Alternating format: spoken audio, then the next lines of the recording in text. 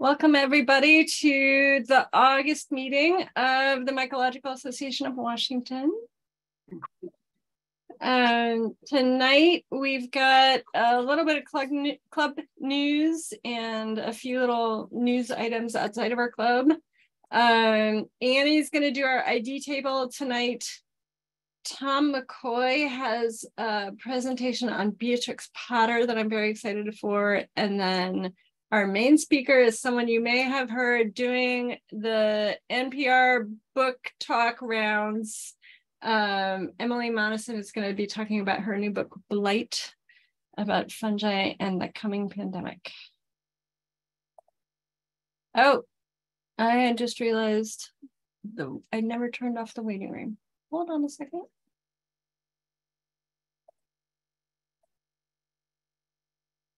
Let me let everyone in. All right, I only missed a couple people. So I just want to do a quick shout out to the folks who helped organize the picnic, especially Barbara, but the whole culinary committee, and especially the people who were attending the grill in 95-degree heat. It was a great event. We had lots of people come out. The food was delicious. We had a couple forays.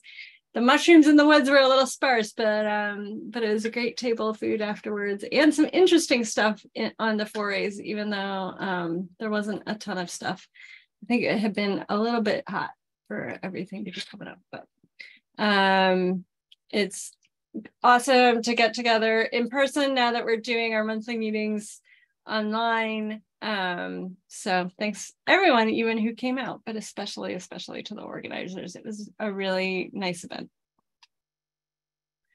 The next little piece of club news, registration for our big weekend event on Labor Day weekend at Sequinoda in Pennsylvania is open on our website. You can register to come up to the beautiful woods of the Laurel Highlands. We found last year over Labor Day weekend lots of edible mushrooms. This is a huge haul of chicken of the woods and black trumpets, which we worked into the food. We're having a guest chef come for Saturday night this year to have a really nice meal.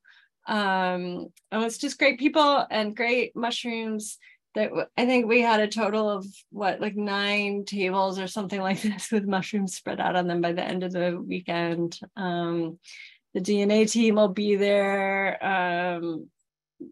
doing some sequencing, and you can geek out as much as you want or not over the mushrooms. And Megan has some plans. Megan, do you want to talk about that? Sure. My dog's barking now. So new this year, we also have a costume and song night. So think about how you could dress up in something fungal related. It could be a mushroom or just fungal related. I've already got 3 ideas that I'm working on, and we will also have songs incorporated. So let your creativity fly. Awesome. Oh, Matt asked me to mention that there is, at the end of the information on the website about how to sign up, there's information also about a carpool. It is like a 3-hour drive. Yeah, definitely folks should coordinate on getting up there as you are able, and help give people rides who need them. So I'm sure in his next email out to the club reminding people to sign up, he will also include that. But we've got about 70 people signed up, so I think it's going to be awesome. Come on out. I was saying to people at the picnic this weekend, it's the kind of thing, because it's a little bit of a drive. It takes many of us several years before we make it up to Sequinoda, and then once you go, you're hooked and you want to go every year.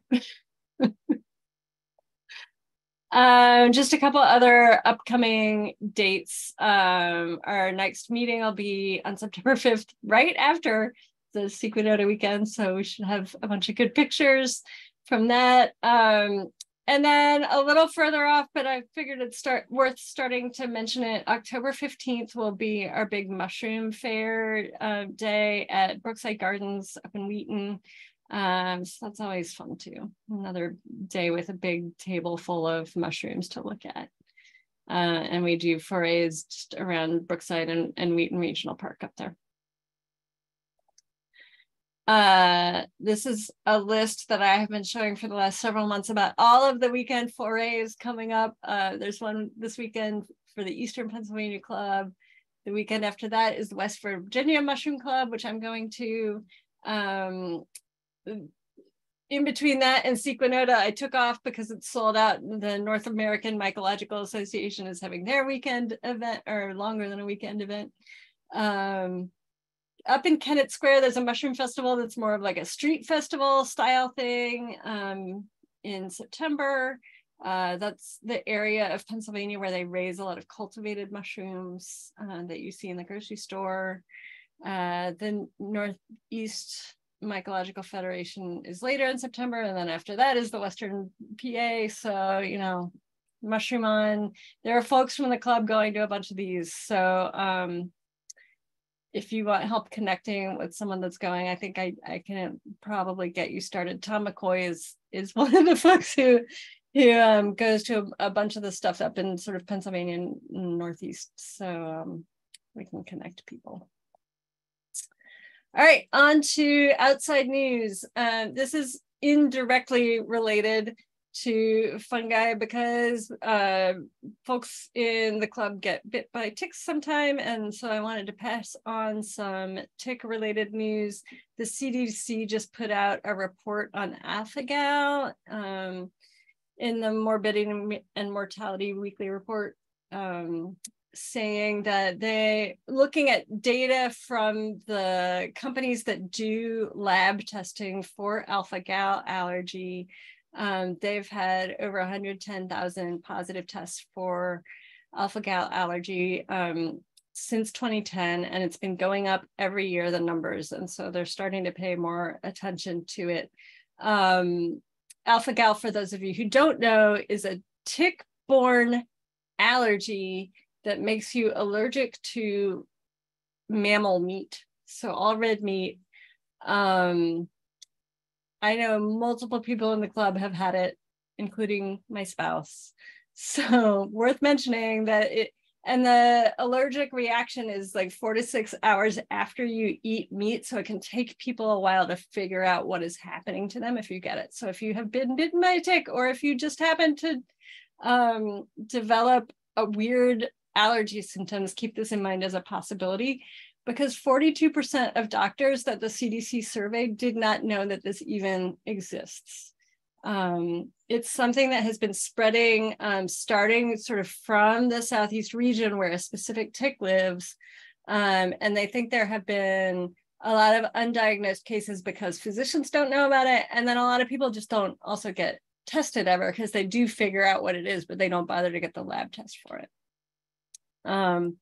So just a little primer on the two ticks that are the worst vectors of disease in our area. The one on the left is the one that spreads this meat allergy, alpha-gal.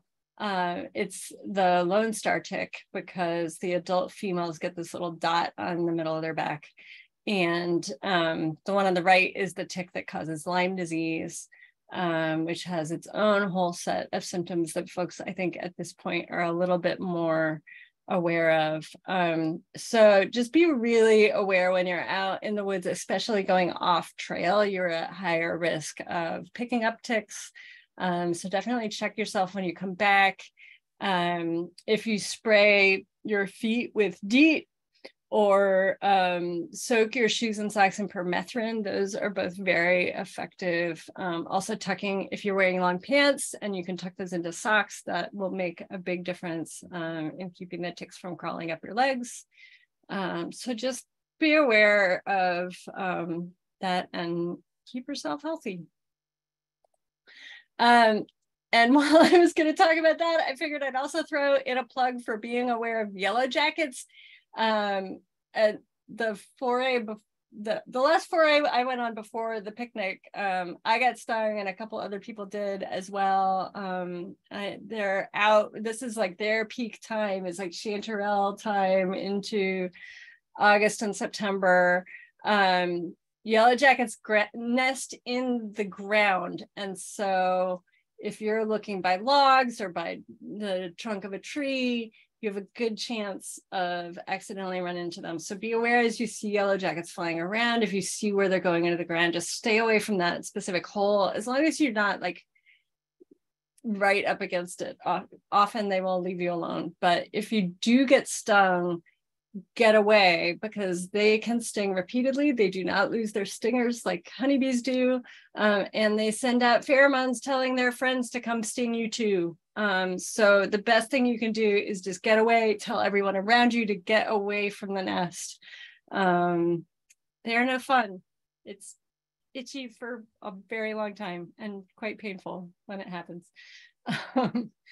So I'm just now down to like the scab stage 2 weeks later.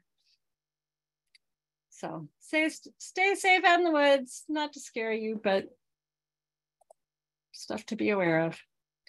And one more, not to scare you, but there was just this spring a big mushroom poisoning in Montana, and I thought it was worth mentioning now because the food safety people had just issued their report sort of saying that they have pretty much decided that it was a morel poisoning event.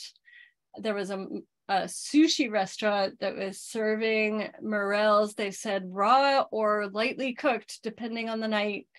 And out of the 51 people who got sick, 44 of them had been served the undercooked or raw morels. And that's their best theory for what caused it, even though it's not all 51 of the people who got sick.